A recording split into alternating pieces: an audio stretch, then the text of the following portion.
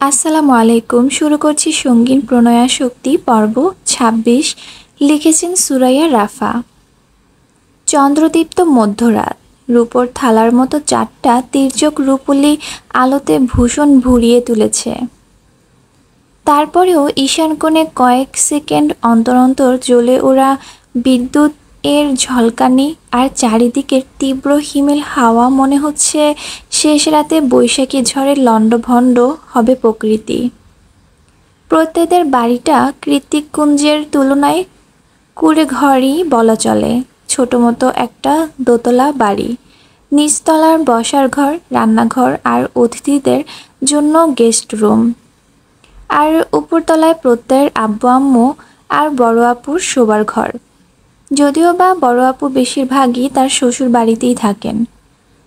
কালে ভদ্রে যখন এই বাড়িতে আসা হয় তখনই কেবল তার রুমে মানুষের আনাগোনা লক্ষণ করা যায়। প্রত্যয় নিজেও আমেরিকা থেকে বছর অন্তর ছাড়া দেশে ফেরে না, যার ফলরূপ মুরব্বী দুজন ছাড়া পুরো বাড়িটা শূন্যই থাকে বলা চলে। প্রত্যয়ের আব্বু আম্মু অমায়িক মানুষ। বিয়ের আগে শ্বশুর শাশুড়ি নিয়ে অনুর মন গহীনে যে অযাচিত আতঙ্কারা ঘুরে বেড়াতো, চোখ বুঝলেই শ্বশুরবাড়ি নামক জায়গাটাকে যেন মহাযত্ন স্থল ঠেকত। সেই সকল ভুল ধারণাকে এক দর্শনেই বিনাশ করেছেন প্রত্যয়ের আব্বু আম্মু। আজ এই বাড়িতে পা রাখার পরে ওরু আর কৃত্তিকের বিষয়টা নিয়ে প্রতিবেশী আত্মীয় স্বজনদের মুখে থেকে ইনিয়ে বিনিয়ে কম কথা শুনতে হয়নি অনুর।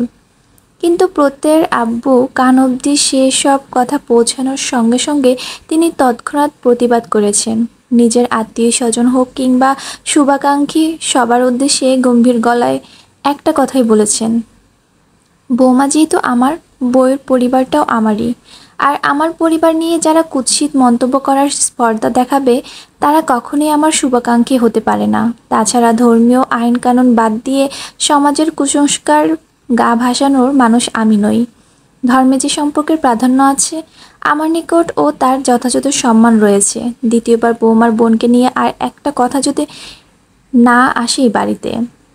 কথা শেষ করে তিনি তার স্ত্রীকে ডেকে দৃঢ় গলায় আদেশ করলেন, প্রত্যয়ের আম্মু, তুমি খেয়াল রেখো বৌমার সম্মানহানি হয় এমন কোনো কথা যাতে দ্বিতীয়বার আমার কোনো কান অবধি না আসে।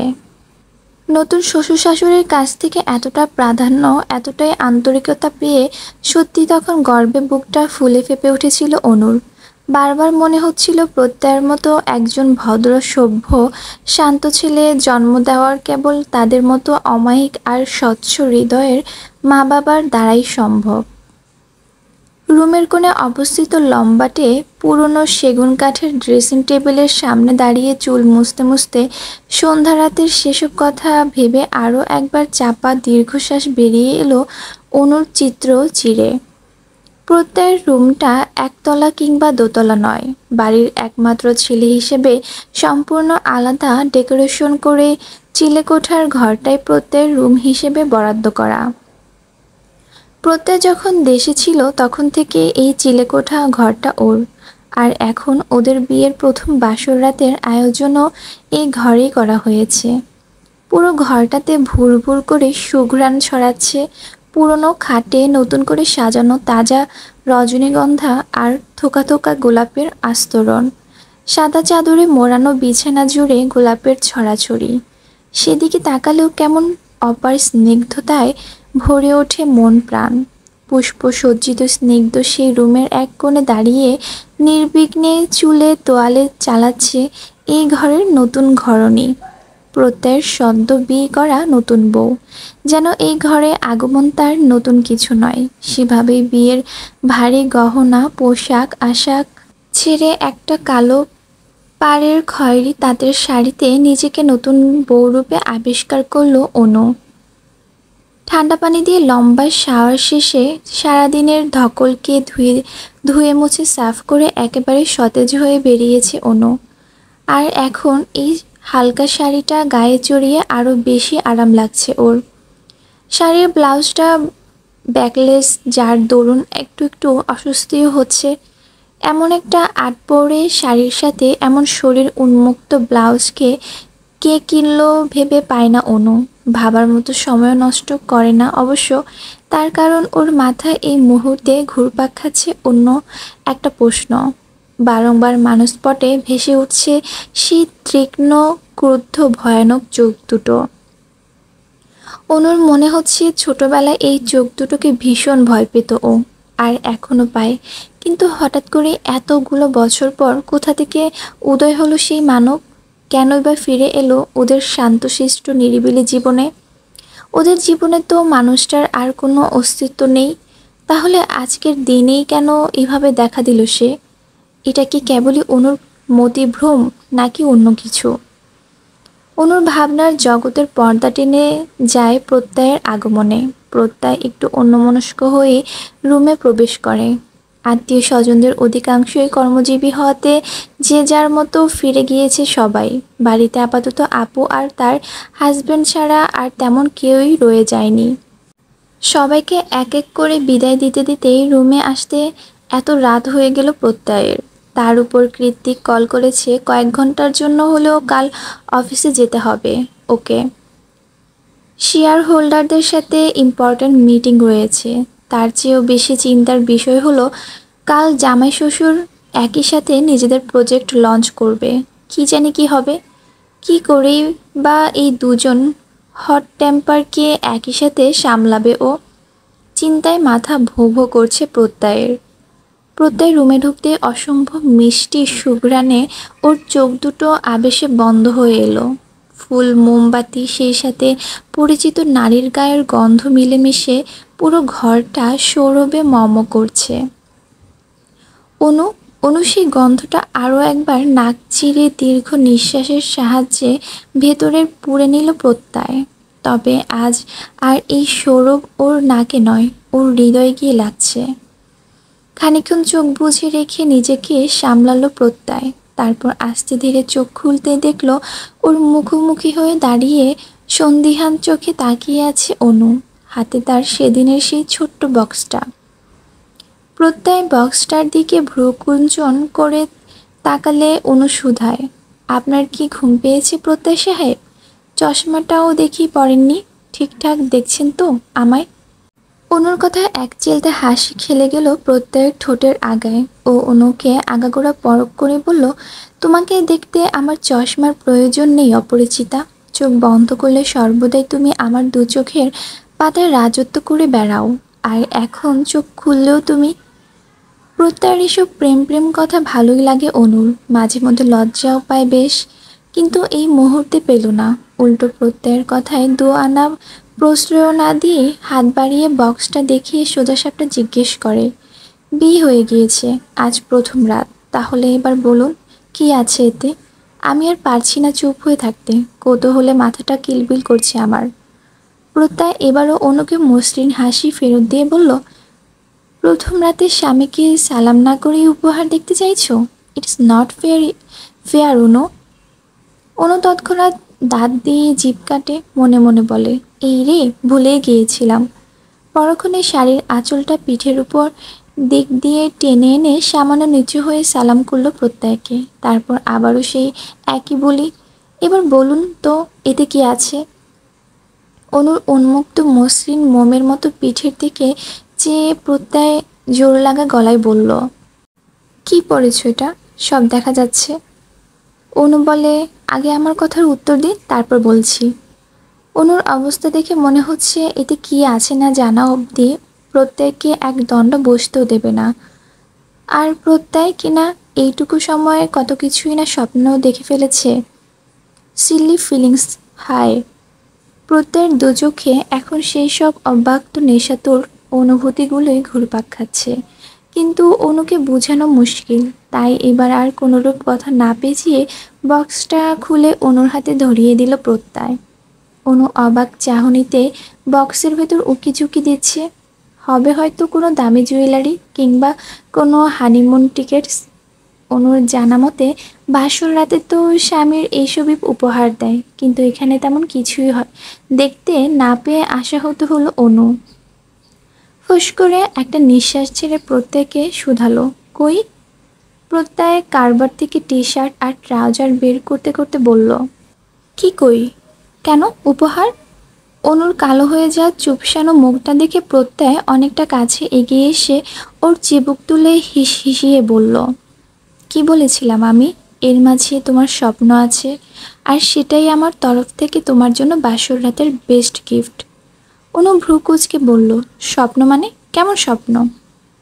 প্রত্যয় কিঞ্চিত ঠোঁট বাঁকিয়ে হেসে বক্স থেকে একটা আইডি কার্ড বের করে অনুর গলায় পরিয়ে দিয়ে বলল, এই যে আমার বউর সবচেয়ে বড় স্বপ্ন। এতক্ষণে অনুর টনক নড়েছে, চোখ দুটো ছলছল করছে। ও সেই ছলছল চোখ নিয়ে প্রথমে প্রত্যয়ের দিকে অবিশ্বাসের চাউনি নিক্ষেপ করলো, অতঃপর কাপা হাতে আইডি কার্ড চোখের সামনে তুলে ধরল, যেখানে গুটি গুটি ইংরেজি অক্ষরে অনুর নাম আর ছবি বসানো। অনন্যা শেখ নামের পাশে ইংরেজি বড় হাতের অক্ষরে পরপর 3টে অক্ষরে লেখা LLB অনার্স। এত ঝড়ঝাপটা, এত উত্থান পতনে অনু তো ভুলে গিয়েছিল নতুন করে পড়াশোনা শুরু করাটা যে ওর সবচেয়ে বড় স্বপ্ন। মায়ের অসুস্থতায় জানা চাইতেও বিসর্জন দিতে হয়েছিল ওকে। মস্ত বড় গেট পেরিয়ে ভার্সিটিতে প্রবেশ করার স্বপ্ন তো অপূর্ণই রয়ে গিয়েছিল। মনের টানাপোড়েনে তো কম হয়নি এককালে, কিন্তু অনু নিজেকে বুঝিয়েছিল বড় মেয়ে হতে গেলে দায়িত্ব নিতে হয় বাড়ির বড় সন্তানকে। এত নিজের কথা ভাবলে চলে না। তাদের পৃথিবীতে পাঠানোই হয়েছে পরিবারের সর্বসকলের সুখ নির্ধারণ করার জন্য। কিন্তু আজ এই মুহূর্তে প্রত্যয় নিজ হাতে অনুর স্বপ্নকে অনুর হাতে ধরিয়ে দিল, নতুন করে মনে করিয়ে দিল অনু এখন আর একা নয়। ওরও নির্বিঘ্নে মাথা রাখার জন্য একটা কাঁধ রয়েছে, যার নাম প্রত্যয় এহসান। তোমার এখনো অনেকটা পথ অতিক্রম করা বাকি অনু, এগিয়ে যাও। আমি তোমার পাশে আছি।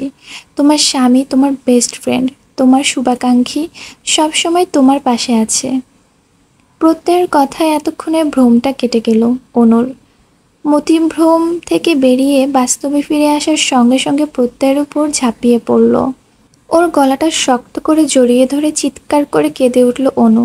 কাঁদতে কাঁদতে বলল, এটা কি করেছেন আপনি? কি করেছেন? এত ভালোবাসা কেন দিচ্ছেন? পাগল হয়ে যাব তো আমি। আপনি আমাকে আজকে যা দিয়েছেন তা এই দুনিয়ার কেউই দেয়নি আমাকে, কেউ না।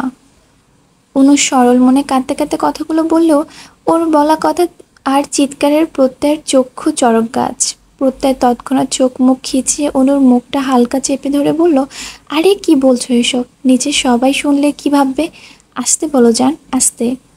অনু নিজের নাকের পানিটুকু প্রত্যয়ের এক্সক্লুসিভ শেরওয়ানিতে মুছে নতুন উদ্যমে কাঁদতে কাঁদতে বলল, আসতে বলবো মানে? আমি তো সবাইকে জানিয়ে বলবো আপনি আমাকে কি দিয়েছেন। এটা কজন স্বামী দিতে পারে বলুন তো? কার এমন আত্মা আছে শুনি? কয়জন স্বামী পারে বিয়ের প্রথম রাতে বউকে এতটা ভালোবাসা দিতে বলুন? তারপর আবারও কান্নার আওয়াজ। প্রত্যয়দের ঠিক নিজের রুমটাই ওর আপু দুলাভাইয়ের রুম। অনুর এমন কান্নাকাটি আর আহাজারি শুনে প্রত্যয়ের দুলাভাই আপু উদ্দেশ্য করে গম্ভীর গলায় বললেন, তোমার ভাইয়ের একটু সংযত হওয়া উচিত ছিল অন্তরাম্য। মেয়েটা নিশ্চয়ই খুব কষ্ট হচ্ছে, এত কান্নাকাটি করছে। বিয়ের প্রথম রাতে এভাবে পশুর মতো আচরণ কেউ করে বুঝি? স্বামীর কথাকে মুখ বাঁকিয়ে অগ্রাহ্য করে প্রত্যয়ের আপু ঝাঁঝিয়ে বলে উঠল, নিজে কি করেছিলে সে কথা ভুলে গিয়েছো? এখন আবার আমার ভাইকে দোষারোপ করা হচ্ছে। চুপচাপ ঘুমাও তো, ওদেরটা ওরা বুঝে নিবে। অনেকক্ষণ হলো রুম থেকে বেরিয়ে ছাদে দাঁড়িয়ে আছে অনু। প্রত্যয় গিয়েছে ফ্রেশ হতে, তাই অনু একাই দাঁড়িয়ে হাওয়া খাচ্ছে আপাতত। ঠান্ডা হিমেল হাওয়া ঝাপটা এত ক্রন্দরত মুখমণ্ডল আছড়ে পড়ছে ক্রমশ। হাওয়ার তালে তালে আধ ভেজা রেশমের মতো চুলগুলো ইতিউতি উড়ে যাচ্ছে। বাড়ির সামনের আঙ্গিনায় জ্বলতে থাকা মরিচ বাতির রসনাইয়ে ছাদটাও আলোকিত। আকাশের উজ্জ্বল হাসি হাসি চাঁদখানা এতক্ষণে মেঘের আড়ালে ঢাকা পড়েছে। কালো মেঘের গা থেকে খসখসে পড়ছে ঝিরিঝিরি বৃষ্টি। বাতাসের তোপে সেই ঝিরিঝিরি বৃষ্টি খুব একটা গায়ে লাগছে না যদিও। বৃষ্টি ঝরা ফুটো আকাশের দিকে তাকিয়ে অনু আজ তৃপ্তির ঢেকুর তুলছে। ভীষণ তৃপ্তিতে অজানা তার কাজীদের উদ্দেশ্যে মনটা বারবার চিৎকার দিয়ে বলতে চাইছে, শুনছো তোমরা? পৃথিবীটা এতটাও খারাপ নয়, শুধু বদলে দেওয়ার জন্য একটা মানুষ প্রয়োজন। এই যা। অনু যখন ওদূরে আকাশপানে চেয়ে মনের খুশিতে মন দিয়ে চিৎকার করছিল, ঠিক সেই মুহূর্তেই নিজের উন্মুক্ত বাঁকানো কোমরের খাঁজে শীতল দুটো হাতের স্পর্শ শিরশির করে উঠল অনুর সর্বাঙ্গ।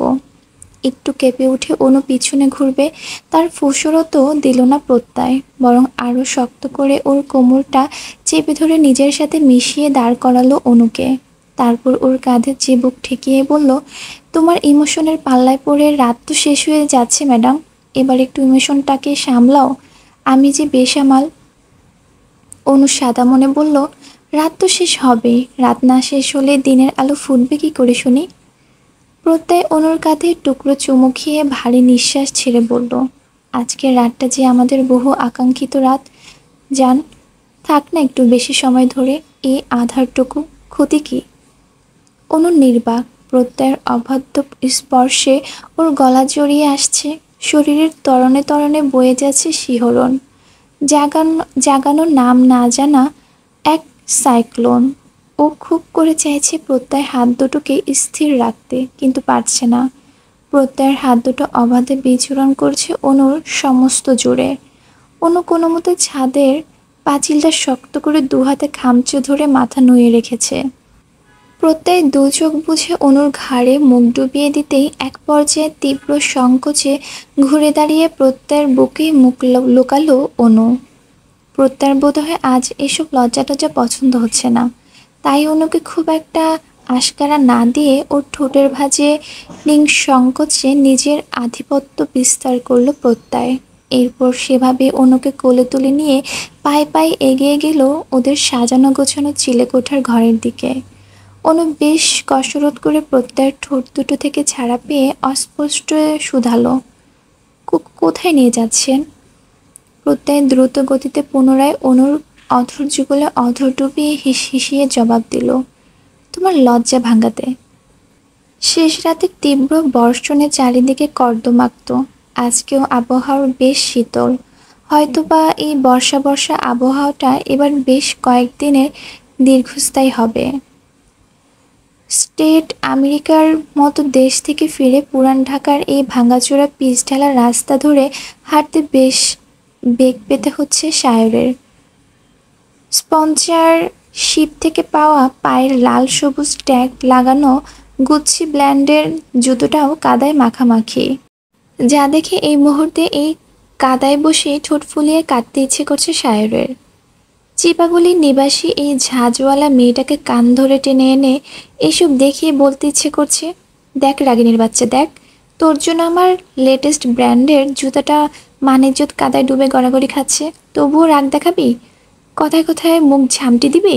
কিসের এত তেজ তোর? এইটুকুনি চুনোপুটির মতো শরীর আবার আমাকে তেজ দেখায়। এক মনে হাঁটতে হাঁটতে কখন যে চিপাগলি নিবাসী সেই রাগিনীর বাড়ির সামনে এসেই থামল তা টের পায়নি সায়র। নিজেও যখন গন্তব্য যখন এখানেই, তাহলে জানা অজানা দিয়ে কী বা আসে যায়। সায়রেরও যায় আসলো না, ও আজ আর উকি ঝুঁকিও দিল না। অনেকটা নিশ্চিত হয়েই হাঁটি হাঁটি পা পা করে এগিয়ে গিয়ে বাড়ির সিঁড়ি বেয়ে তরতরিয়ে উঠে গেল নীলিমাদের শ্যাওলা পড়া ছাদে। আজকে আর নীলিমা নাচ করছে না। ঘুঙুর সমেত ছাদে এলেও সেগুলো আপাতত অযত্নে ছাদের এক কোণে মুখ থুবড়ে পড়ে আছে, আর নীলিমা ছাদের পাঁচিলে কুনোই দিয়ে ভর করে দুহাত কপালে ঠেকিয়ে রেখেছে। দেখে মনে হচ্ছে কোনো এক অস্থির ভাবনার বিভোর হয়ে আছে মেয়েটা। নীলিমা কী নিয়ে ভাবছে তা বোধগম্য হলো না সায়রের, তাই ও পেছন থেকে আচমকা ডেকে ওঠে নরম গলায় বলল, নাচবে না আজ আর? আমি তো দেখতে এলাম। নীলিমা চমকে উঠল না, তড়িঘড়ি করে পেছনেও চাইল না। ভাবটা এমন যেন ও সায়রের উপস্থিতি টের পেয়েছে। বাতাসের সাথে ভাসমান সায়র গন্ধটা নীলিমা বুঝতে পেরেছে। আদতে তেমন কিছু কিনা কে জানে। তবে নীলিমা আপাতত আস্তে ধীরে ঘুরে তাকিয়ে চোয়ালটা শক্ত করে সায়রকে বলে ওঠে, কি চাই, আবার কেন এসেছেন? সায়রের গায়ে লাগলো না নীলিমার চরম তিক্ত কথাগুলো। ওর এতদিনে বোঝা হয়ে গিয়েছে অর্ণব কেন এত নির্লজ্জ। সায়র নিজেও এই মুহূর্তে অর্ণবের প্রস্থানটাই অবলম্বন করলো। নীলিমার কথাকে ভ্রুক্ষেপ না করে এগিয়ে গিয়ে নীলিমার সামনে দাঁড়িয়ে বুকের বাম পাশে হাত রাখলো। অতঃপর কোনরূপ কপটতা না করেই কাতর কণ্ঠে বলল, কেন যেন সকাল থেকে বুকটা জ্বলে যাচ্ছিল, অযথাই দম আটকে আসছিল। চোখ দুটো দারুণ তৃষ্ণায় কেন যেন মন বলছিল তোমার দেখা পেলে সব অসুখ এক নিমেষেই সেরে যাবে। তাই সবার অগোচরেই তোমার কাছে ছুটে এসেছি নীলিমা। কেউ জানে না আমি এখানে। সায়র নিজের অভিব্যক্তি প্রকাশ করতে গিয়ে এই প্রথম নীলিমার নামটা উচ্চারণ করলো, যা নীলিমাকে অবাক করে দিতে সক্ষম। নীলিমা অবাক হয়ে চট করে সায়রের চোখে চোখ রাখলো। সায়র আবার বলে, চেয়ে দেখো, এখন আমি পুরোপুরি ফিট। আই থিঙ্ক আমার অসুস্থতার মোক্ষম কারণটাই তুমি। তোমাকে বোধহয় আমার লাগবে। সায়রের কথা নীলিমার কপালে শুকনো চিন্তার ভাঁজ পড়ল। ও তৎক্ষণাৎ প্রশ্ন ছুড়ে শুধালো, লাগবে মানে? আমি কি জড়বস্তু নাকি? আর তাছাড়া আমার... নীলিমার কথাকে মাঝপথে আটকে দিয়ে সায়র শান্ত চোখে তাকিয়ে দৃঢ় গলায় বলল, আমি বলছি লাগবে, তার মানে লাগবে। তুমি আমাদের ফ্রেন্ডস জেনটাকে যতটা শান্ত আর নিরিবিলি ভাবো, আমরা ততটাও সভ্য প্রজাতির নই। সবকটার ব্যাকগ্রাউন্ড উত্তপ্ত কয়লার মতোই দগ্ধ। খুব বেশি নড়াচড়া করতে এসো না, পুড়ে যাবে তাহলে। নীলিমা বুঝল না সায়রের কথার আগামাথা, তবে সায়র যে বেশ সাবলীল ভাষায় শান্ত সুরে ওকে হুমকি দিয়েছে সেটা খুব ভালো মতোই ধরতে পেরেছে ও। এই মুহূর্তে কারো মুখে রা নেই, দুজনে দুজনের চোখের দিকে তাকিয়ে নীরবতা পালন করছে। হয়তোবা দুজন দুজনের চোখের ভাষায় পড়ে ফেলার বৃথা চেষ্টা চালাচ্ছে। তবে ওদের এই দীর্ঘক্ষণের চোখাচোখি অবসান ঘটিয়ে হুট করেই ছাদে চলে আসে নীলিমার আব্বাজান তাইয়েব জামান। তিনি ভেতরের সিঁড়ি ভেঙে উপরে উঠতে উঠতে হাঁপানো সুরে বলল, আম্মাজান, বাজার নিয়ে আইসি। রাতের খাওনটা... তিনি বাকশক্তি হারিয়ে ফেললেন যখন দেখলেন অচেনা এক সুদর্শন যুবক তার ছাদে দাঁড়িয়ে তার দিকেই হতবিম্বল চোখে তাকিয়ে আছে এই মুহূর্তে। তাইব যেমন মোটা ফ্রেমের চশমা ফাঁক গলিয়ে সায়রকে আগাগোড়া পরখ করে গম্ভীর গলায় বলল, ওই মিয়া, তুমি ক্যাঠা? এই মহল্লায় তো তোমার আগে দেখি নাই। মাগার চেনা চেনা লাগতেছে। সায়র তাইয়েব জামানের কড়া গলার প্রশ্নের জবাব দেওয়ার আগে নীলিমার দিকে তাকিয়ে অবিশ্বাসের সুরে শুধালেন, এই তোমার আব্বাজান? নীলিমা হ্যাঁ সূচক মাথা নাড়ালো। সায়র আবার তাকালো তাইয়েব জামানের দিকে। সবুজ পাঞ্জাবি পরিহিত, ছিপছিপে গরনের লম্বা চওড়া সুঠামদেহী এক সভ্য পুরুষ। চোখে মুখে কিঞ্চিৎ গাম্ভীর্য আর রাশভারী ভার থাকলেও এ মোটেও সায়রের ভাবনার ধারে কাছেও নেই। সায়র তো ভেবেছিল নীলিমার আব্বাজানের নিশ্চয়ই পেট মোটা, গোফওয়ালা, কুচকুচে কালো দেখতে কোনো পালোয়ান হবে হয়তো। সে সারাদিন সাদা লুঙ্গি, ধবধবে পান চিবোয় আর একে ওকে ধরে মেরে তক্তা বানিয়ে ছেড়ে দেয়। কিন্তু এই লোকটাকে তো যথেষ্ট ভদ্রলোক মনে হচ্ছে না, মিলল না। সায়র হতাশ, ভারী হতাশ। সেই হতাশা থেকে সায়র মলিন মুখে অবিশ্বাসী সুরে ঠোঁট উল্টে আরও একবার প্রশ্ন করল নীলিমাকে, উনি আসলেই তোমার আব্বা তো? সায়রের কথা এবার তেলে বেগুনে জ্বলে উঠল নীলিমা। তেতো গলায় বলল, আশ্চর্য, এ আবার কেমন কথা? দেখছেন আমার আব্বাজান, তাও ভুলভাল বকে যাচ্ছেন। ওই মিয়া, আমার লগে কথা কও তুমি? আমগোর সাথে কি কাম তোমার? নীলিমার আব্বাজানের প্রশ্নে সায়র একটু গলা খাকারি দিয়ে বলল, মানে আঙ্কেল, পানি খেতে আসছিলাম, রাস্তা দিয়ে যাচ্ছিলাম তো। তাইব যেমন বুঝতে পারার মতো করে হালকা মাথা নাড়িয়ে বলল, ও, এইটা আগে কইব না? আহো তাইলে নিচে আইসা পানি খাইয়া যাও। এরপর নীলিমাকে উদ্দেশ্য করে তিনি বললেন, আম্মাজান, মেহমানরে পানি দাও। নীলিমা হ্যাঁ সূচক মাথা নাড়িয়ে সায়র দিকে ঘাড় ঘুরিয়ে গলা খাদে নামিয়ে বলল, আসুন। নিচে গিয়ে সায়র সবার আগে নীলিমার রুমে প্রবেশ করে পুরো রুমটা গার্লি জিনিসপত্র দিয়ে ভরা। চারিদিকে চোখ বুলিয়ে সায়র বুঝতে পারে নীলিমার এক্সট্রা কারিকুলাম অ্যাক্টিভিটিস অনেক, তার চেয়েও বেশি গোছানো আর পরিপাটি ওর রুম। ছবি আঁকার ক্যানভাসও রয়েছে রুমের এক কোণে, যেখানে সূর্যাস্তের অর্ধেক পেইন্টিং এখনও অসম্পূর্ণ ক্যানভাস দেখে সায়রের বোধগম্য হলো দেয়াল জোড়া পোর্ট্রেটগুলো তাহলে নীলিমার নিজের হাতেই আঁকা। মেয়েটা আসলে ট্যালেন্টেড। এই পর্যায়ে এসে নীলিমাকে সূর্যের সঙ্গে তুলনা করে বসলো সায়র। মনে মনে হাজারটা বাহবা দিল। যেমন তেজ তেমন তার গুণ, কিন্তু নীলিমার আম্মা কোথায়? সায়রের মাথায় প্রশ্নটা আসতেই রুমে প্রবেশ করে নীলিমা। হাতে ছোট্ট ট্রে, তাতে এক বাটি ক্ষীর আর এক গ্লাস পানি। নীলিমার সামনে এসে দাঁড়ালে সায়র পানি গ্লাসটা নিতে নিতে বলল, ক্ষীর কে বানিয়েছে? নীলিমা থমথমে মুখে উত্তর দিল, আমি। তৎক্ষণাৎ পানির গ্লাস রেখে ক্ষীরের বাটিটা হাত দিল সায়র। নীলিমা চেয়ে আছে এক ধ্যানে। সায়র গপাগপ করে ক্ষীর খেতে খেতে মৃদু হেসে বলে, আমার লাইফের বেস্ট ক্ষীর এটা। এবার নীলিমা ঠোঁট কামড়ে সামান্য হাসলো, যা সায়রের দৃশ্যগত হওয়ার আগেই আবার উবে গেল। সায়র খেতে খেতে আবারও প্রশ্ন করে বলল, আচ্ছা শাশুড়ি আম্মা, না মানে তোমার আম্মা কোথায়? নীলিমা কোনোরূপ দুঃখ প্রকাশ না করেই স্বাভাবিকভাবেই বলল, আম্মা নেই। আমার ছোট ভাইয়ের জন্মের সময়ে আম্মা দুনিয়া থেকে ত্যাগ করেছে।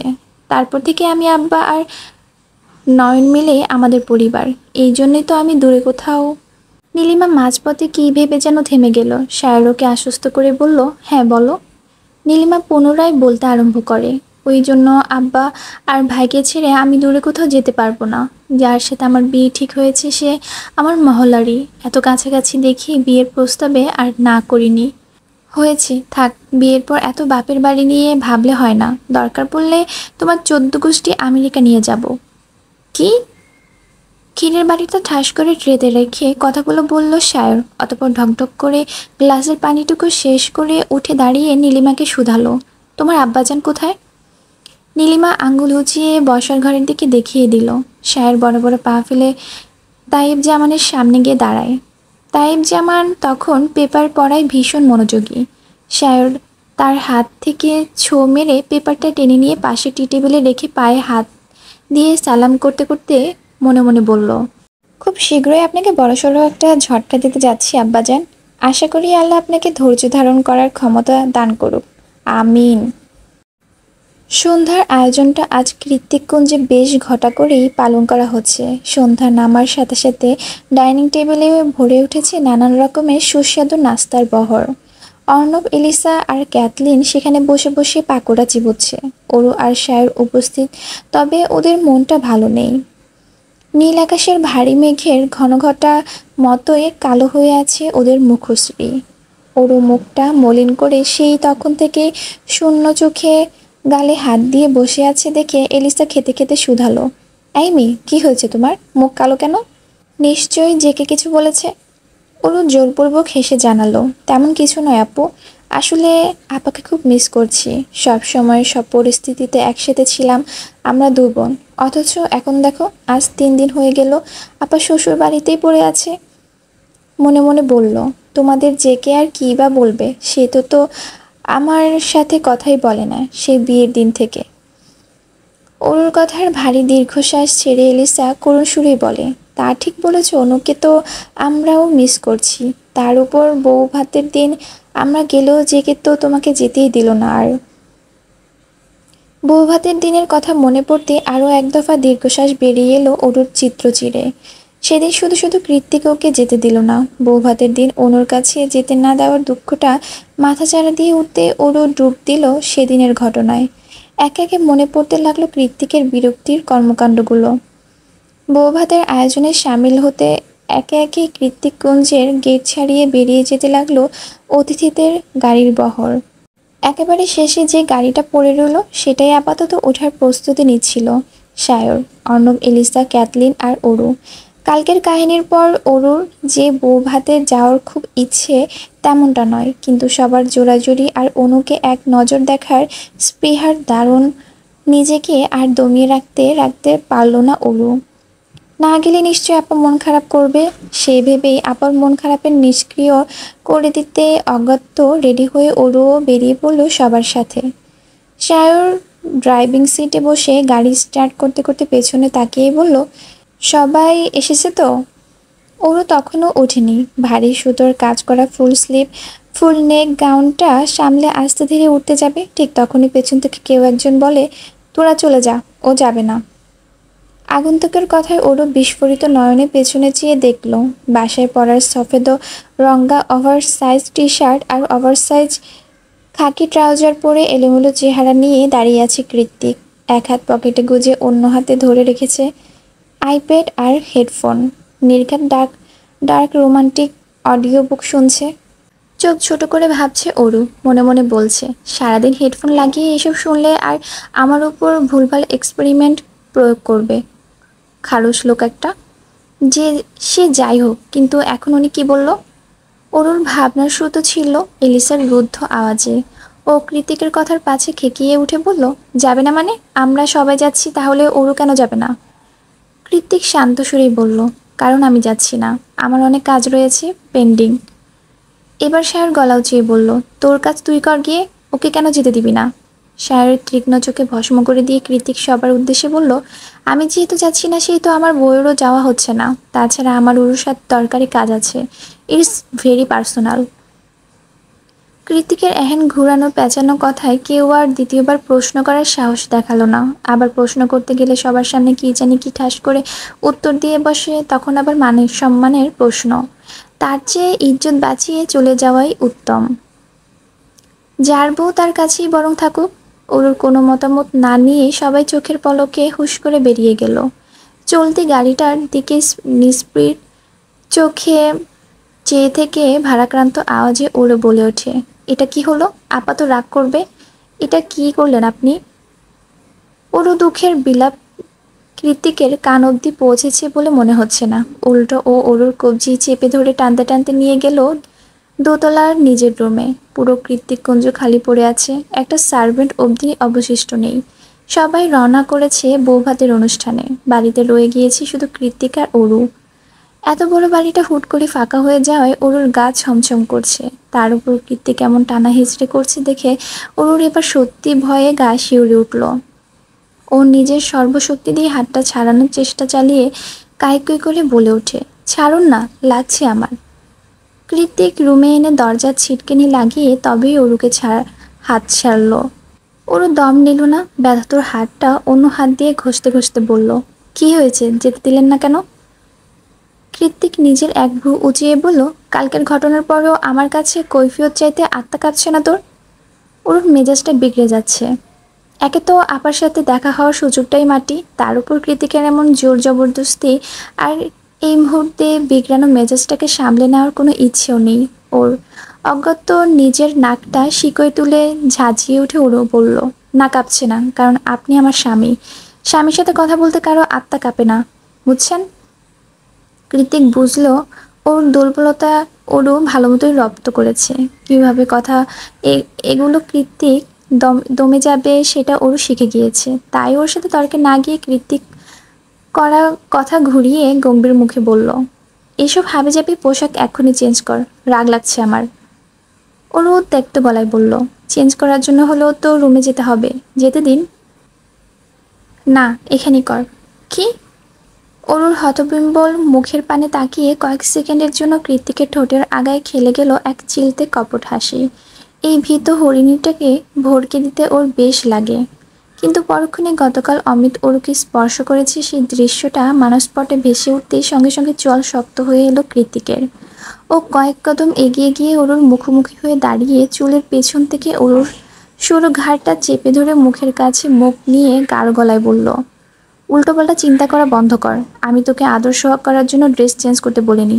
অবশ্য আমার আদর তুই ডিজার্ভও করিস না। কথা শেষ করে অরুকে নিজের থেকে দূরে সরিয়ে দিল কৃত্তিক। কৃত্তিক প্রচণ্ড রাগে বোম হয়ে আছে ব্যাপারটা বুঝতে পেরে অরু নিচু সুরে বলল, এখানে পরবোটা কি? জামা কাপড় তো সব রুমে। কৃত্তিক স্টাডি টেবিলে গিয়ে ল্যাপটপ নিয়ে বসে বলল, ক্লোজেটে অনেকগুলো ওভারসাইজ টি শার্ট আছে, যেটা ইচ্ছে পর। তৎক্ষণাৎ অরু চোখ পাকিয়ে বলে ওঠে, আপনি কি পাগল? এটা আপনার ক্যালিফোর্নিয়া বাড়ি নয় যে চাইলেই আমি আপনার হাঁটু সমান টি শার্ট পরে ঘুরে বেড়াবো। এটা কৃত্তিককুঞ্জ, বাংলাদেশের কৃত্তিককুঞ্জ।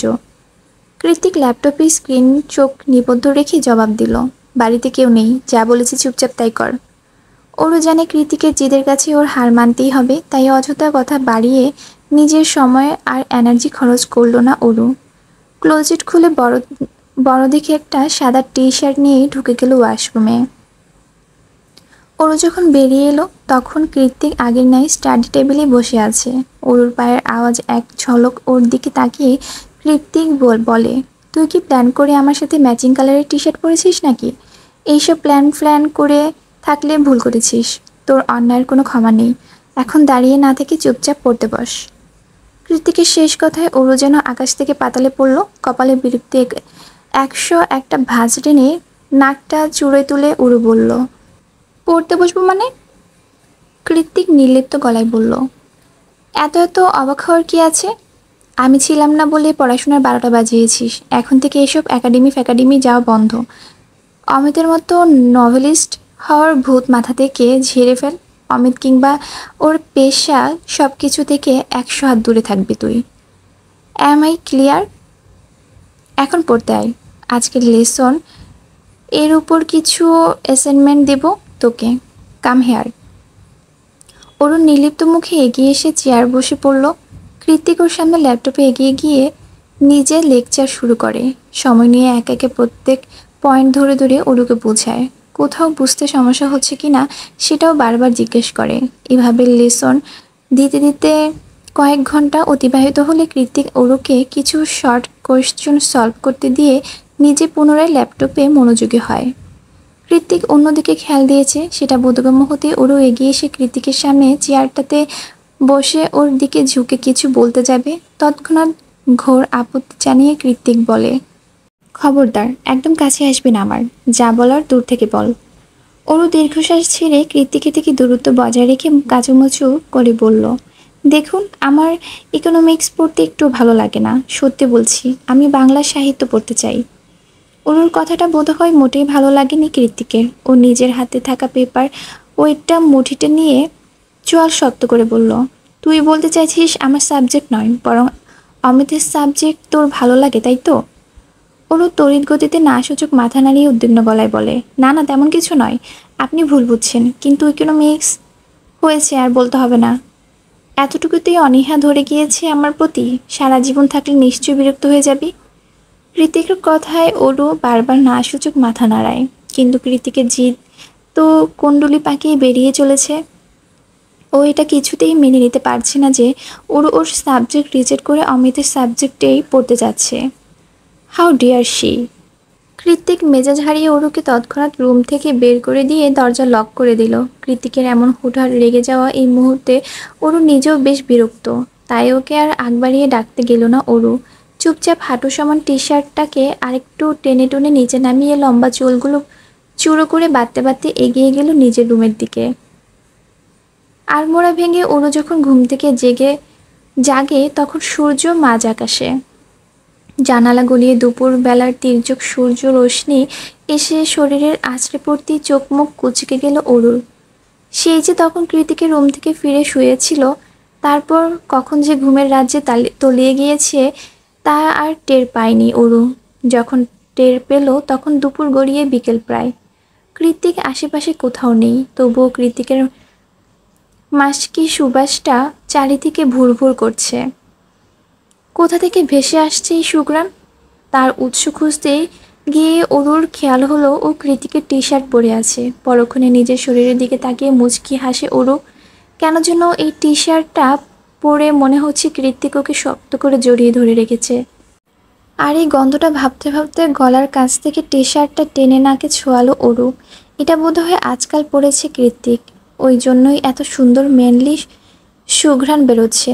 Cigarette, after shave, sandalwood, perfume, শুকিয়ে যাওয়া ঘাম সবটা মিলেমিশে এক অকৃত্রিম নেশাতুর প্রভাব বিস্তার করে ওরুর মস্তিষ্কের নিউরনে হৃদ মাঝারি কৃতিকের জন্য পাগলামো পড়া অনুভূতি জোয়ার উগড়ে দিতে ওরুর বোধহয় এতটুকুই যথেষ্ট। অষ্টাদশীর প্রথম প্রেম বলে কথা, আবেগ তো টুইটুম্বর হবেই। ওর এইসব ভেবে ভেবে আর সময় নষ্ট না করে, কারণ কৃতিকের কথা ভাবতে বসলে ওর দিন পেরিয়ে রাত ঘুনাবে। তবুও এই মানুষটাকে ভালোবাসার কোনো কারণ মাথায় আসবে না ওর। এমন ছন্নছাড়া বদমেজাজি মানুষকে কেউ ভালোবাসবে ওরু ছাড়া? প্রকট গর্ববোধে মনে মনে নিজেই নিজের পিঠ চাপড়ালো অরু। তারপর জামা কাপড় পাল্টে নিচে গিয়ে যোগান দিতে বসলো দুপুরের খাবারের। বউকে রান্না করে নিজ হাতে খাওয়ানোর মতো হাজবেন্ড ম্যাটেরিয়াল পুরুষ কৃত্তিক নয়। হয়তো নিজেও অরুর সাথে জিদ দেখিয়ে না খেয়ে বসে বসে কাজ করছে। তাই অরু দ্রুত হাত চালিয়ে ভাত ডাল রান্না করলো, ফ্রিজের লেফট ওভার তরকারিগুলো গরম করলো, আর সাথে কৃতিকের জন্য মিক্সড সালাদ বানালো। সব কিছু তৈরি করে অরু খাবার দাবার সব ডাইনিংয়ে সাজিয়ে নিচতলায় থেকে টেলিফোন করলো কৃত্তিকের নাম্বারে। কৃত্তিক ফোন তুলে রুদ্ধ আওয়াজে বলল, কি চাই? অরু কিছুটা কপটতা অবলম্বন করে নাক টেনে ফুপিয়ে উঠে বলল, আমার হাত কেটে গিয়েছে, অনেক রক্ত পড়ছে, আপনি তাড়াতাড়ি নিচে আসুন। ওর বলতে দেরি হলো, কৃত্তিকের ধরফড়িয়ে নিচে নেমে আসতে দেরি হলো না। এমনকি তাড়াহুড়োর পায়ের স্লিপারটাও পরেনি ও। খালি পায়ে দৌড়ে এসে ওরকে এদিক ওদিক ঘুরিয়ে কৃত্তিক উদ্বিগ্ন সুরেই বলে, কি হয়েছে বেবি, কোথায় লেগেছে? আমি ঠিক আছি, কোথাও লাগেনি। অরুর মিটিমিটি হাসি আর কথাটা বোধগম্য হতে কৃত্তিকের স্নান হয়ে যাওয়া সুপ্ত রাগটা পুনরায় ভলভলিয়ে ওঠে মস্তিষ্ক জুড়ে। ও তৎক্ষণাৎ বাজ পাখির ন্যায় ছো মেরে অরুর গলাটা হালকা চেপে ধরে আগুন চোখে তাকিয়ে বলে, আমার সঙ্গে এই ধরনের মশকরা করার সাহস কোথায় পেলি তুই? তুই জানিস একটুর জন্য আমার হার্টবিট স্টপ হয়ে গিয়েছিল।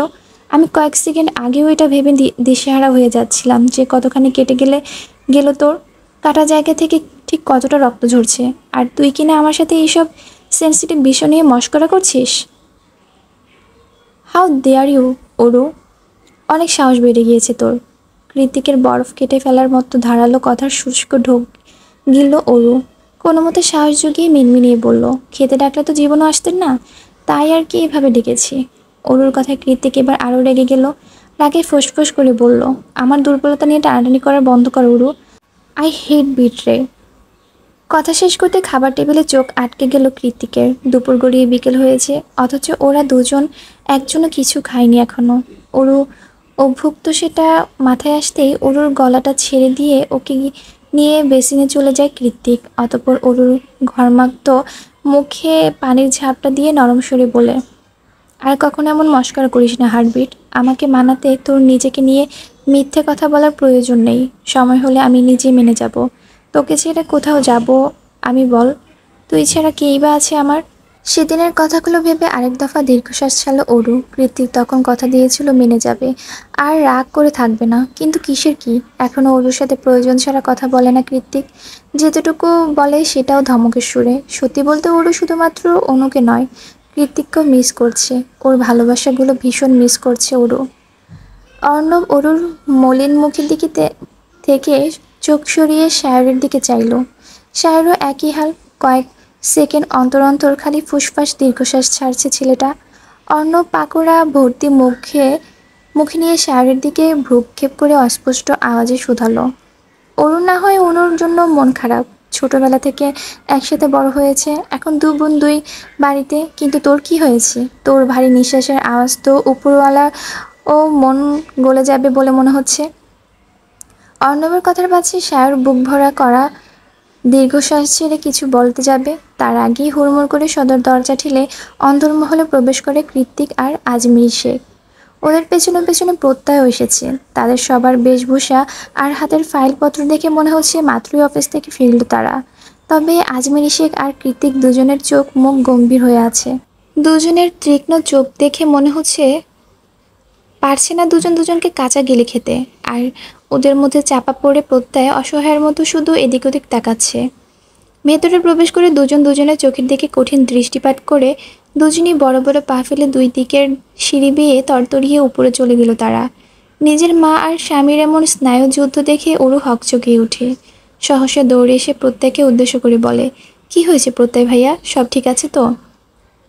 প্রত্যয় বিরক্তিতে চিরবিরিয়ে উঠে তেতো গলায় বলল, এই যে ওরু, তোমার মা আর তোমার বরকে সামলাও। প্রতিদিন মিটিংয়ে তারা টেন্ডার নিয়ে একজন আরেকজনের পিছনে লেগেই থাকে। জামাই শাশুড়ি যদি একটু হলে একজন আরেকজনের পেছনে লেগে যায়, তাহলে অন্য শেয়ার হোল্ডাররা কি করবে শুনি? মাঝখানে থেকে আমি বেচারা সব কিছু সামলাতে সামলাতে টেনশনে ভর্তা হয়ে যাচ্ছি। এদের টেনশনে আমি যদি একটা অ্যাটাক ফেটাক করে বসি, তাহলে তোমার আবার কি হবে বলো তো? খুবই গুরুত্বপূর্ণ বিষয়। সত্যি তো প্রত্যয় ভাইয়া, এই বয়সে পটল তুললে আপার কি হবে? তার উপর আপা যদি শুনে প্রত্যয় ভাইয়ার মৃত্যুর পেছনে একমাত্র দায়ী তার ছোট বোনের একমাত্র স্বামী জায়ান কৃতিক চৌধুরী, তাহলে তো সব সম্পর্ক শেষ। কি ভাবছো? প্রত্যয়ের ডাকে ভ্রম কেটে গেল অরুর। ও তৎক্ষণাৎ সাবধানে প্রশ্ন ছুড়ে বলল, মায়ের কি হয়েছে?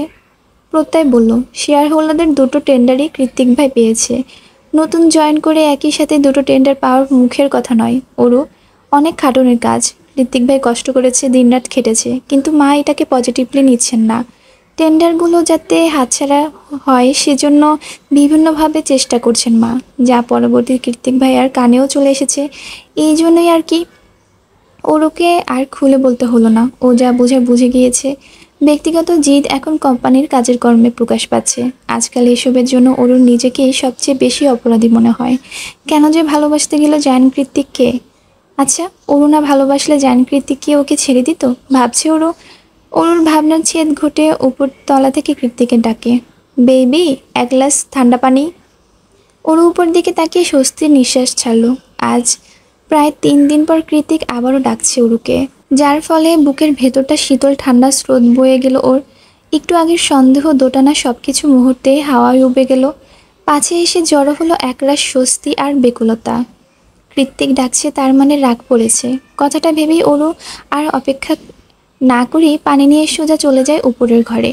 তবে রুমে এসে কৃত্তিককে পায় না ওরু। ওয়াশরুম থেকে পানির কলকল আওয়াজ বেরোচ্ছে, মনে হয় শাওয়ার নিচ্ছে কৃত্তিক।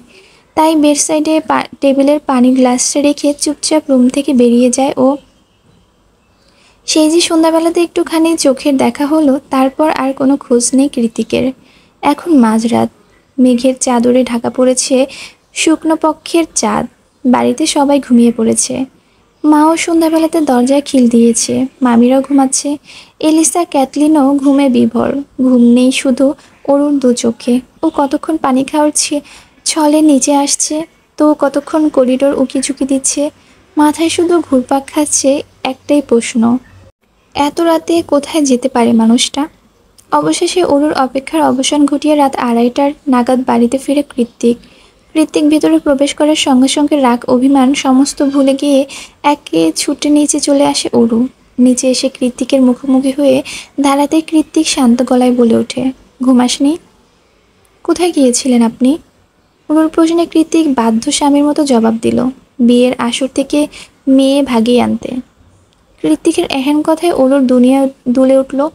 ও তৎক্ষণাৎ হিংস্র বাঘিনীর ন্যায় ঝাঁপিয়ে পড়ে দুহাতে কৃত্তিকের ডেনিম শার্টের কলারটা খামচে ধরে কাঁদো কাঁদো গলায় বলল, ঘরে বউ থাকা সত্ত্বেও একটা মেয়ে ভাগিয়ে আনতে লজ্জা করলো না আপনার? একটু মনোমানিল্য ঝগড়াঝাটি হয়েছে বলে আপনি এমন একটা কাজ করবেন? নাকি এখন আর আমাকে ভালো লাগে না? আমার মাঝে কি অনুপস্থিত যা ওই মেয়ের মধ্যে আছে? কেন করলেন এটা? জীবন দিয়ে দেব, তবুও আপনার ভাগ আমি কাউকে দেব না। জায়ান কৃতিক শুধু আমার কৈশী হতচ্ছাড়া, ওকে আজ আমি ঝাঁটা দিয়ে পিটিয়ে বিদায় করব। অরুর এসব কান্নাকাটি আর হাজারে বিরক্ত হয়ে শেষমেশ ওকে একটা রাম ধমক দিল Krittik, just set up it Aru. সেই তখন থেকে বলেই যাচ্ছিস, আমাকে এক্সপ্লেন করার সুযোগটা দিয়েছিস, কিভাবে বলবো আমি? কৃতিকের ধমকে কেঁপে উঠল অরু। পরবর্তী দ্বিতীয় আর একটা কথা মুখ থেকে বের না করায় সাহস দেখালো না আর, শুধু চুপচাপ মাথা নুয়ে চোখের পানি ফেলছিল। কৃত্তিক একটা দীর্ঘশ্বাস ছেড়ে অরুকে মানানোর মতো করে বলল, আমি আমার জন্য মেয়ে ভাগাতে যাইনি বেবি। তাহলে? কৃত্তিকের আর কষ্ট করে অরুর প্রশ্নের উত্তর দিতে হলো না। তার আগে ওর পেছনে উপস্থিত হলো আরও দুজন ব্যক্তি। অরু কৃত্তিকের থেকে একটুখানি সরে দাঁড়িয়ে পেছনে তাকিয়ে দেখতে পায় শায়র আর নীলিমা হাত ধরে দাঁড়িয়ে আছে। নীলিমার পরনে লাল টুকটুকে বিয়ের শাড়ি, চোখ দুটো অশ্রুসিক্ত। ওর লাল লাল চোখ দুটো দেখেই বোঝা যাচ্ছে মেয়েটা অনেক কেঁদেছে। অরু নীলিমার দিকে এগিয়ে গিয়ে হতবাক হয়ে বলল, কি হয়েছে নীলিমার? ওদের পরপরই অর্ণব আর এলিসা ভেতরে প্রবেশ করতে করতে হাসি মুখে বলল, বিয়ে হয়েছে আমাদের শায়রের সাথে। নীলিমা কেঁদে উঠল তৎক্ষণাৎ, আব্বাজান। শায়র হতবাক হয়ে ওর ক্রন্দনরত মুখের দিকে তাকিয়ে বলল, এখনো আব্বাজান আব্বাজান করবে? পালিয়ে এসেছি তো আমরা। ওদের কারোর কথার আগামাথা বুঝতে না পেরে ওরও একই সাথে অনেকগুলো প্রশ্ন ছুড়ে বলে, এলিসাপু তুমি না ঘরে ছিলে? আর নীলিমার তো আজ আকদ হওয়ার কথা ছিল, তাহলে শায়র ভাইয়া? ওর সকল প্রশ্নকে অগ্রাহ্য করে ওর হাতটা টেনে কৃত্তিক বলে, সব প্রশ্ন কাল করতে পারবি, অনেক রাত হয়েছে, আমি ঘুমাবো। তাছাড়া ওদেরকেও সকাল সকাল ইন্ডিয়ার ফ্লাইট ধরতে হবে, চল এবার। অরুর মাথাটা এমনিতেই ঘুরঘুর করছে, চোখের সামনে সব কিছু জটলা পাকিয়ে আছে, আর কৃত্তিক কিনা ঘুমাবে। এমন একটা ঘটনার পরে আদৌ ঘুম পায় কারো? আশ্চর্য। অরু তৎক্ষণাৎ নিজের হাতটা ঝাড়ি মেরে কৃত্তিকের থেকে ছাড়িয়ে বলল, আপনার ঘুম পেলে আপনি গিয়ে ঘুমান, আমাকে কেন টানছেন? কৃত্তিক চোয়াল শক্ত করে বলল, কেন টানছি বুঝতে পারছিস না? অরু নাক ফুলিয়ে তেরা কণ্ঠে বলল, না বুঝতে পারছি না, বলুন। কৃত্তিক এদিক ওদিক তাকিয়ে বলল, উপরে চল বলছি। না, এখানেই বলুন। কৃত্তিক আর নিজেকে সংবরণ করতে পারল না, তখনই অরুকে কোলে তুলে নিয়ে উপরে যেতে যেতে সবার মধ্যে বলে উঠল, তোর জামার মধ্যে মুখ ডুবিয়ে ঘুমাবো তাই। রুমের সামনে এসে কৃত্তিকের দরজা খোলার উদ্দেশ্য অরুকে কয়েক সেকেন্ডের জন্য কোল থেকে নামালো। অরু সেই সুযোগে কৃত্তিকের হাতে জোরে কামড় মেরে দৌড়ে পালিয়ে যায়। কৃত্তিকও আজ পণ করেছে, ও আজ অরুকে ছাড়বেই না, কিছুতেই না। তাই কৃত্তিকও এবার চুপচাপ এগিয়ে যেতে লাগলো অরুর পিছু পিছু। অরু ছুটতে ছুটতে ছাদে চলে এসেছে। কৃত্তিক নিশ্চয়ই এত রাত ঘুম বাদ দিয়ে অরুকে তাড়া করে ছাদে চলে আসবে না, সেই ভেবেই স্বস্তির নিঃশ্বাস নিল অরু। মাঝরাতে আকাশে চাঁদ নেই, আছে কেবল ঝিরিঝিরি মৃদু বাতাস। যে বাতাসে এলোমেলো হয়ে উড়ছে অরুর এক হাঁটু রেশমি মতো লম্বা চুল। অরু খোলা আকাশের দিকে মুখ তুলে দু চোখ বন্ধ করে প্রাণ ভরে নিঃশ্বাস নিয়ে যেই না চোখটা খুলল, অমনি কোথা থেকে যেন ছুটে এসে ঝড়ের গতিতে অরুকে চেপে ধরে ওর ঠোঁটের মাঝ বরাবর দাঁত বসিয়ে দিল কৃত্তিক। অকস্মাৎ তীব্র ব্যথায় মৃদু আর্তনাদ করে উঠল অরু। তড়িৎ বেগে দু হাতে খামচে ধরল কৃত্তিকের শার্ট। একেবারে অরুর ঠোঁট থেকে কয়েক ফোঁটা রক্ত পান করে তবেই ওকে ছাড়ল কৃত্তিক। ছাড়া পেয়ে ইতিমধ্যে ফুলে ঢোল হয়ে যাওয়া ঠোঁট হাত ছুঁয়ে অরু আতঙ্কিত সুরে বলল, কি করেছেন এটা? রক্ত বেরোচ্ছে কেন? কৃত্তিক কপট হেসে বলল, কি ভেবেছিলি ছেড়ে দিব? অরু অভিমানী গলায় বলল, আপনি কখনো ছাড় দিয়েছেন আমাকে? সবসময় তো ব্যথা দিতে থাকেন। কথা শেষ করে অন্যদিকে ঘুরে চোখ মুছল অরু। কৃত্তিক ওর সংস্পর্শে এসে দাঁড়িয়ে অরুর খোলা চুলে চুমু খেয়ে ওর মাথার উপরে নিজের চিবুক ঠেকিয়ে শান্ত গলায় বলল, আর আদর করি না বুঝি? অরু জবাব দেয় না। কৃত্তিক অরুকে ঘুরিয়ে ওর দু গালে চুমু খেয়ে বলে, আমি মেরেছি, আবার আমি আদর করে দিচ্ছি। আর কোথায় কোথায় মেরেছিলাম বল, সব আদর আজ একসাথে পুষিয়ে দিব। অরু কৃত্তিকের সুঠাম বুকে ধাক্কা মেরে বলে, লাগবে না আপনার আদর, আমি কেউই নই আপনার, যান এখান থেকে।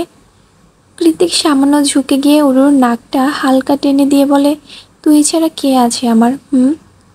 কৃত্তিকের কথা গায়ে না লাগিয়ে অরু পুনরায় পিছনে ঘুরে দাঁড়ালো। কৃত্তিক পেছন থেকে ওকে শক্ত করে জড়িয়ে ধরে নির্লিপ্ত গলায় বলল, তুই ছাড়া আমার কেউ নেই অরু, তুই ছাড়া আমার পৃথিবীটা মরীচিকার মতো। কোনো আলো নেই, কোনো রং নেই, কোনো সুঘ্রাণ নেই, আমার অরু নেই। আমার চোখে পৃথিবীর সমস্ত সৌন্দর্যের প্রতীক শুধু তুই। আমি পৃথিবীতে খুব একা বলেই হয়তো উপরওয়ালা তোর মাঝে আমার সমস্ত সুখ রেখে দিয়েছে, নয়তো তুই কেন বল? হার্টবিট, আজকে এত কথা তোকে কেন বলছি জানিস? কৃত্তিকের প্রশ্নে অরু না সূচক মাথা নাড়লে কৃত্তিক পুনরায় বলে, কারণ তুই আমার বেঁচে থাকার অঙ্গীকার অরু। তোকে আমি এভাবেই সারা জীবনের হৃদয়ের গহীনে আগলে রাখতে চাই। যখন ইচ্ছে হবে দু হাতে তুলে আদর করব, তারপর আবার সযত্নে লুকিয়ে রাখব। আমার শেষ নিঃশ্বাস পর্যন্ত তোকে আগলে রাখার দায়িত্ব শুধু আমার। তুই কেবল হৃদয়ের উজাড় করে আমাকে ভালোবাসবি, আমার জন্য পাগল থাকবি, যেমনটা আজকে হয়েছিলি। বাকি পুরো দুনিয়া আমি একাই সামলে নেব। আমার জীবনে তুই ছাড়া অন্য দ্বিতীয় নারী না কোনোদিনও ছিল, আর না কোনোদিনও আসবে। জান কৃত্তিক, শুধু তোর বেবি, শুধু তোর। কৃত্তিকের কথা শেষ হতেই ওর আচমকা ঘুরে কৃত্তিকের গলা জড়িয়ে ধরে রিনরিনে আওয়াজে বলে, আমি তোমাকে ভালোবাসি জান কৃত্তিক, খুব ভালোবাসি, অকারণেই ভালোবাসি। ভালোবাসায় এত কারণ লাগে না, তুমি আমার সেই লাগামহীন ভালোবাসা, যে ভালোবাসা গভীরতা তুমি চাইলেও কোনোদিন উপলব্ধি করতে পারবে না, কখনোই না। কৃত্তিক নিজেদের অধর যুগলের মাঝে থাকা দূরত্বটুকু ঘুচিয়ে গভীর চুম্বনে তালে বলে, I love you too baby. ধীরে ধীরে কৃত্তিকের ভালোবাসার স্পর্শ গভীরতা লাভ করতেই ওরও ছিটকে দূরে সরে যায়। কৃতিক ২ কদম এগিয়ে গিয়ে বেকুল কণ্ঠে বলে, কি হয়েছে, কাছে আয়। অনু কৃতিকের চোখে চোখ রেখে নাসূচক মাথা নাড়ালে কৃতিক আসল ঘটনা বুঝতে পেরে একটা দীর্ঘশ্বাস ছেড়ে জিভ দিয়ে অধর ভিজিয়ে বলে, ইটস ওকে, মুখে বললেই তো হয়, এত ভয় পাওয়ার কি আছে? আমি কি মানুষ নই নাকি? এখনো পেট ব্যথা করছে? ওরও এবারও চুপচাপ নাসূচক মাথা নাড়ালে কৃতিক ওর কপালে চুমু এঁকে দিয়ে বলে, ঠিক আছে, নিচে চল, অনেক রাত হয়েছে, আমাদের ঘুমানো প্রয়োজন। সকাল সকাল এয়ারপোর্টে এসেছে ওরা সবাই। নীলিমার আব্বাজান ওদের নাগাল পাওয়ার আগেই সায়রের বাড়ি দার্জিলিংয়ের উদ্দেশ্যে ইতিমধ্যে বেরিয়ে পড়েছে ওরা। ইমিগ্রেশন শেষ করে নীলিমা আর সায়র ভেতরে প্রবেশ করলে বাইরে থেকে দাঁড়িয়ে মুখটা মলিন করে ওরু বলে, ইস, দার্জিলিং ভ্রমণে যাওয়ার আমার ছোটবেলার শখ, অথচ নীলিমা কত সহজে চলে যাচ্ছে।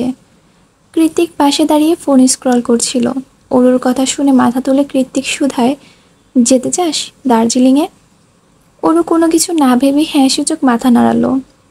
তৎক্ষণাৎ অরুর হাতটা ধরে কৃতিক চট করে বলে ওঠে, চল তাহলে। অরু হতবিম্বল কণ্ঠে বলে ওঠে, কি বলছেন? পাসপোর্ট নেই, টিকিট নেই, কিভাবে যাব? সব আছে আমার কাছে। কৃতিক এক প্রকার ছুটছে অরুর হাতটা ধরে। অরু কৃতিকের সাথে দ্রুত পা ফেলে হাঁটতে হাঁটতে বলল, আর জামা কাপড়? কৃতিক বলল, যা যা লাগবে সব কিনে দেব, এখন দ্রুত চল, নইলে ফ্লাইট মিস হয়ে যাবে। অরু এবার আর ঘাবড়ালো না। দুহাতে শক্ত করে কৃতিকের বলিষ্ঠ হাতটা ধরে সামনে এগিয়ে যেতে যেতে আবদারের সুরে বলল, আমার একটা হেড চাই, আর একটা ক্যামেরাও। কৃতিক মৃদু হেসে অরুর কপালে শব্দ করে চুমু খেয়ে বলে, অ্যাজ ইউর উইশ বেবি।